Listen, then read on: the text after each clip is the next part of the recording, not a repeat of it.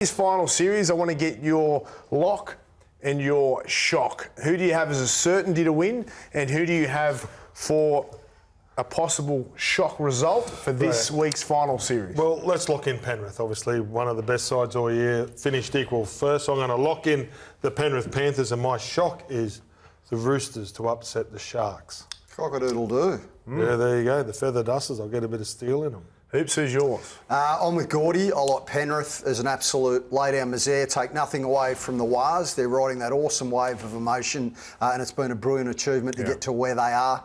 But the Panthers, to me, last weekend just looked so clinical. For the shock factor, look, they might be the favourites with the bookies, but I'm a big believer in the bogey sides and the hoodoos, and the Broncos have got to overcome that. 14 straight, the Melbourne Storm have beat them. I'm saying Brisbane win and they march on into a prelim final Friday night. I like your lock and your shock. I'm with you on those two hoops. What about you, Mick? My lock's the Newcastle Knights at home. They're on a golden run at the moment, the Newcastle Knights, off the back of Callum Ponga. Callum Ponga should be sweet to play. You tipped the Knights earlier. They're your side. Take your moment, Nick. Come on. We all gave it to you. I was ridiculed on this spot. You wanted us to go there, didn't you? Well, I had to lead you there because you guys weren't bringing it up. Right, well, we did. Newcastle, I think they're right in the wave at the moment, and I think Canberra's obviously decimated, so I'm taking the Knights then. Same as Gordy, I'm going to go the Roosters over the Sharks. Look, that's a toss of the coin job, but Sharks were 6, Roosters 7. I just like what I saw from the Roosters. Is it really a shock, though, if the Roosters win? It's not a huge shock. Well, which one of these really are a shock? You've got the 1v4, 2v3. I think the Warriors would be the biggest shock factor if they can do it. And I'm not saying they will, but if they did, and Penrith were to all of a sudden go into sudden death football, I think that's the biggest shock. That would be the only real shock. Of this finals week 1 would be if the Warriors beat the Panthers. The others can all go either way. Well, I think if the Raiders, given how decimated they are by injury and suspension, if they roll your Knights, then all of a sudden... We won't bring it up next week either. that would also be a monumental upset. It would too. Actually, you're right there, Hoops. As the Broncos try and break a 14-year hoodoo, Adam Reynolds has praised the playing group for finally getting behind Kevin Walters. Last year, you faded out and didn't play finals. What's been the difference?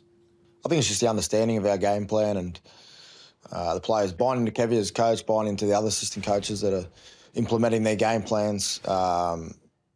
Just buying into the culture of the club. It's got a great culture there, and we believe we're the best team in the competition throughout the season. Obviously, it's a new season now. It's a new competition within itself, and we need to carry that form from the season into the finals. And if we do that, we give ourselves the best chance possible to do something great.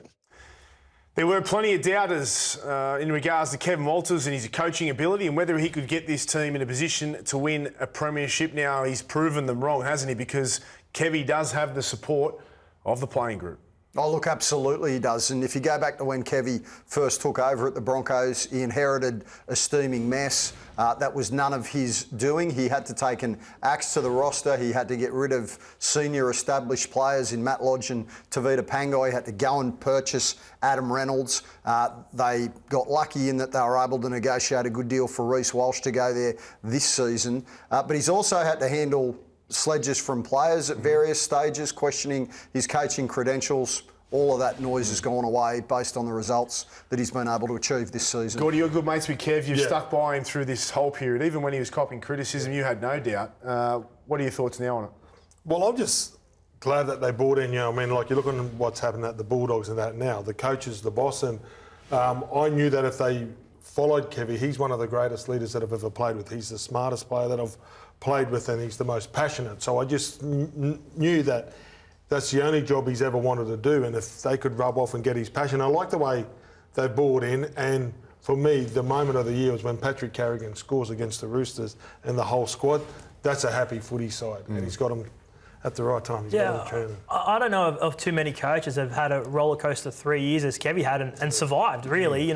You talk about the player discontent. We had players in podcasts saying that he's not even coaching the side, and that's when he was under massive pressure. So they don't usually survive that. But the Broncos hierarchy, to their credit, held their nerve, and they're reaping the rewards. They are in with a huge shot of winning this competition. Gordy, do you see similarities with the style that the Broncos are playing at the moment to when you Some and of the Kevy 90s, and Alf and with the fast centres and the power runners and then the speed of Walsh out the back? And Yeah, well, I think, being around Wayne Bennett and to be 73 and still coaching and he hasn't really changed his game plan and he's successful. I think Kevy believes that what we did in the 90s can work today, and there's certainly some plays and some of the players that they, what they're trying to do. Absolutely, it's got the 90s feel. And it's working today. It's going to be an epic battle. The Broncos up against the Melbourne Storm. The X Factor and the old General. The Storm have 2 targets in their sights for Friday night. I've seen firsthand playing with him for Queensland. Fast, very agile, very confident kid, and he's very brave. He can't really coach speed. He's got something that not many people have. So we just got to go out there and, like I said, just keep playing style of footy we want to play and giving him less time and space around the middle and on the edges. And if we can do that, it's going to be a lot easier for a defence, that's for sure. He's got a good kicking game, Adam, and that's what they've been lacking probably in the last couple of years, is that good kicking game. And they've always had the calibre of players or talent of players. Just probably just steering them in the right direction. And Adam's done that for the last couple of years. We're trying to get as many big bodies as Nelson and as Adam as possible to take his space away. But look, it's going to be a great game of footy. So the Melbourne Storm have a clear plan against Brisbane, but it's easier said than done. But if there's any team in this competition that can execute a plan to the best of their ability, almost perfection, it is Melbourne, and they've done it for a long time now.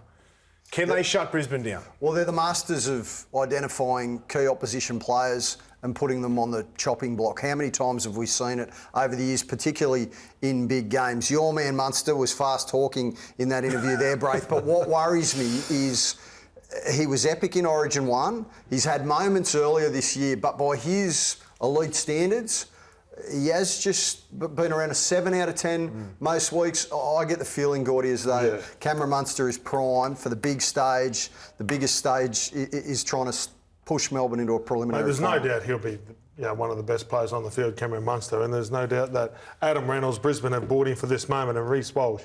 There's something that you can't coach his speed, and then he's saw it firsthand at Origin, but they'll have some tricks up their sleeve, Melbourne.